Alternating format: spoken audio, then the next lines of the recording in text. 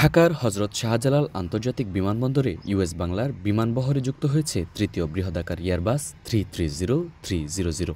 এয়ারবাসটি স্পেনের টুরেল থেকে আজ সকাল ৮টা ৩০ মিনিটে হজরত শাহজালাল আন্তর্জাতিক বিমানবন্দরে অবতরণ করে।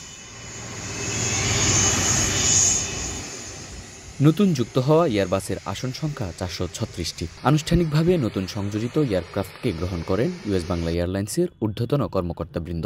নতুন যুক্ত হওয়া এয়ারবাসটি দিয়ে ভবিষ্যৎ পরিকল্পনার অংশ হিসেবে সৌদি আরবের জেদ্দা, রিয়াদ, মদিনা রুটে ফ্লাইট পরিচালিত হবে। ইউএস বাংলার বহরে ৩টি এয়ারবাস 330-300, ৯টি বোয়িং 737-800, 10টি TR-72600 সহ মোট 25টি এয়ারক্রাফট রয়েছে। এয়ারক্রাফটের সংখ্যার বিচারে ইউএস বাংলা এয়ারলাইন্স দেশের সর্ববৃহৎ এয়ারলাইন্স।